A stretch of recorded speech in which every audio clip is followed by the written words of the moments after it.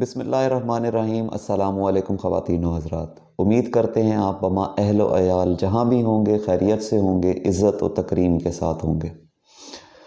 ناظرین، بہت سی اہم ڈیولپمنٹس ہوئی ہیں کل سے اب تک، اور اس بارے میں آج سے بات کرنا چاہ رہے تھے، تو ہم نے کہا صبح صبح ہی آپ سے ولاگ کر لیا جائے۔ اس وقت نئے آرمی چیف کی تعیناتی بھی ہو رہی ہے، اور اسٹک جو ہے وہ جنرل باجوہ صاحب جو ہیں جنرل عاصم منیر صاحب کو سونپ دیں گے۔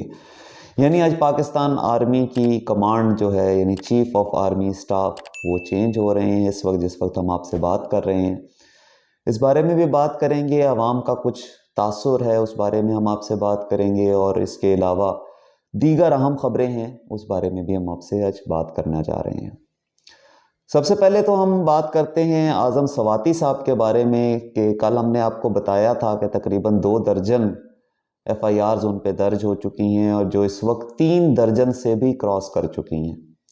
تقریباً 2.5 درجن کے قریب تو سندھ کے اندر ہی درج ہوئی ہیں، اور بقایا جو ہے وہ بلوچستان کے اندر درج کی جا رہی ہیں، باوجود اس کے کہ ان کو گرفتار کیا جا چکا ہے، لیکن ایک ہی معاملے پہ تقریباً 3 درجن سے زائد ایف آئی آریں درج ہو چکی ہیں۔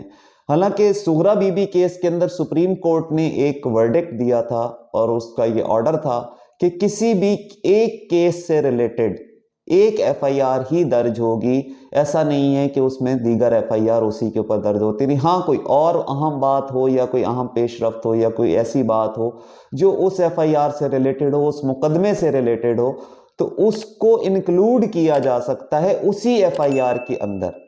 ایسا نہیں ہے کہ مثلا ایک کیس کی ہی درجنوں ایف آئی آریں درج کر دی جائیں۔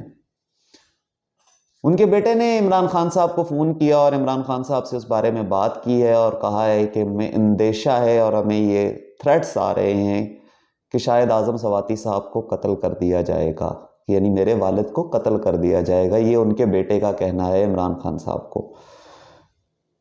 ایک 75 سالہ شخص سے کس حد تک نفرت اور کس حد تک کدورت نکال دی جا سکتی ہے، اس کا تو صاف نظر آ رہا ہے۔ لیکن اعظم سواتی صاحب نے جو فیل کیا ہے وہ اپنی جگہ درست تو نہیں ہے، اور اس بارے میں جو بھی کہنا قبل از وقت ہوگا ان کو پیش کیا جائے گا جس وقت عدالت میں، اس وقت ہی چلان جو پیش ہوگا اس میں پتہ لگے گا کہ کیا تحقیقات کی ہیں ایف آئی اے نے، اور اس بارے میں کتنی پیش رفت ہوئی ہے۔ اب بات ہو گئی عمران خان صاحب کی اسمبلیاں تحلیل کرنے کے حوالے سے۔ الیکشن کمیشن نے اس کے اوپر اپنا ایک ورڈکٹ دیا ہے، اور انہوں نے کہا ہے کہ ہم 60 دن کے اندر ضمنی الیکشن کروائیں گے۔ لیکن کیا پاکستان کی معیشت اس الیکشن کی متحمل ہے؟ ہمارا آپ سے یہ سوال ہے، اس بارے میں کمنٹ باکس میں ضرور بتائیے گا، کیونکہ ایک صوبائی اسمبلی کی نشست کے اوپر الیکشن کروانے میں تقریباً 5 سے 7 کروڑ روپے کا خرچہ آتا ہے۔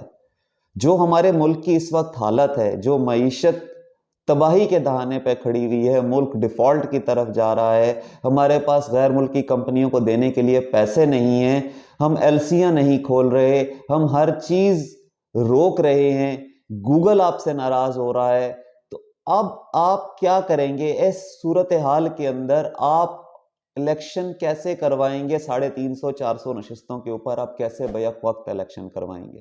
چلیں ہم یہ مان بھی لیتے ہیں کہ الیکشن جو ہے وہ ہو جائے، ہم مان بھی لیتے ہیں کہ الیکشن جو ہے الیکشن کمیشن کروا دے گا، حالانکہ ایک مضحکہ خیز بات ہے، یہ کچھ سیریس اس کو ہم اس لحاظ سے لیں گے کہ ملک کی معیشت تباہی کے دہانے کے اوپر کھڑی ہو، اور آپ کہیں کہ جی ہم ضمنی الیکشن کروا دیں گے 350-400 نشستوں کے اوپر، تو یہ ایک مضحکہ خیز بات ہی لگتی ہے۔ ایسی صورت میں جو حکومت وقت ہے، وفاقی حکومت کیوں نہیں چاہتی، اور الیکشن کمیشن کیوں نہیں اس چیز کے اوپر زور دیتا کہ وہ پورے ملک میں ہی الیکشن کروا دیں، تاکہ جو حکومت بھی بننا چاہے، جو پارٹی بھی برسر اقتدار آنا چاہے، وہ اپنا مینڈیٹ لے کر آئے اور اس ملک کو صحیح طریقے سے چلائے۔ 7-8 مہینے تو ٹوٹل رہ گئے ہیں۔ ایک طرف تو رانا ثناء اللہ صاحب یہ کہہ رہے ہیں کہ جی 4 سے 6 مہینے میں شہباز شریف صاحب ڈیلیور کر دیں گے۔ 9 مہینے تو تقریباً گزار چکے۔ شہباز شریف صاحب نے جب عہدہ سنبھالا تھا اس وقت انہوں نے کہا تھا میں 6 مہینے میں پاکستان کو بدل دوں گا۔ 9 مہینے تو گزر چکے، اب تک کوئی خاطر خواہ رزلٹ تو نہیں ملا، سوائے اس کے کہ صحافیوں کے اوپر پرچے ہونے سے، عوام کے اوپر مختلف ظلم و ستم ڈھانے کے، اس کے علاوہ تو کچھ بھی نہیں ہوا۔ اور مزید اگر 4 سے 6 مہینے میں وہ ڈیلیور کر دیں گے تو پھر 7 سے 8 مہینے یا 9 مہینے کی تو ٹوٹل گورنمنٹ اور رہ گئی ہے. اس کے بعد تو ویسے ہی حکومت چینج ہو جائے گی. تو پھر یہ کہنا شروع کر دیا جائے گا کہ جی حکومت جو ہے وہ ڈیلیور ہی نہیں کر پائی، پچھلی حکومتوں کا ملبہ جو ہے وہ سارا کچھ ہمارے اوپر ڈل گیا اور یہ ہو گیا اور وہ ہو گیا. خیر یہ سب باتیں اپنی جگہ ہیں. لوگ اس وقت تبدیلی چاہتے ہیں. جس ریجیم چینج آپریشن کے ذریعے اس حکومت کو لایا گیا، اس ریجیم چینج آپریشن میں اسٹیبلشمنٹ کے کردار کو بہت اہم قرار دیا جا رہا ہے. اور آج جنرل باجوہ صاحب کیونکہ ریٹائر ہو رہے ہیں اور اپنی جو چھڑی ہے وہ کمانڈ کی وہ جنرل عاصم منیر صاحب کو سونپ دیں گے، اور اس وقت تقریباً وہ ان کی سیریمنی جو ہے ان پروگریس ہوگی جس وقت ہم آپ سے یہ ویلاگ کر رہے ہیں. تو جنرل باجوہ صاحب سے عوام خوش نہیں ہے اور ان کے جانے کی خوشیاں منا رہی ہے. وہ باقاعدہ مٹھائیاں بانٹ رہے ہیں. وہ اس 6 سالہ دور کے ختم ہونے کے اوپر ایک سکھ کا سانس لے رہے ہیں. ولا عالم ان کی نظر میں کیا چیزیں ہیں، لیکن بیسیکلی دیکھنے میں یہ آ رہا ہے کہ سیاستدانوں کے اوپر ظلم اس دور میں ڈھایا گیا، صحافیوں کے اوپر ظلم ڈھایا گیا، عام عوام کے اوپر جو بھی کیا گیا وہ آپ سب کے سامنے ہے. ہم اس بارے میں کچھ کہنا نہیں چاہتے. پاک فوج کا کردار بے شک بہت نیوٹرل رہا ہے. اس نے ہمیشہ اس ملک کی فلاح و بہبود کے لیے ذکر کیا ہے، لیکن لوگوں کی نظر میں کسی حد تک جو ہے باجوہ صاحب کا کردار اس میں شامل تھا. اگرچہ ان کی اپنی آخری تقریر میں انہوں نے یہ کہہ بھی دیا کہ فوج ہمیشہ سے نیوٹرل رہی ہے اور نیوٹرل رہے گی، اور ہم لوگ یہ پہلے ہی فیصلہ کر چکے تھے کہ سیاست سے فوج کا کوئی عمل دخل نہیں ہوگا.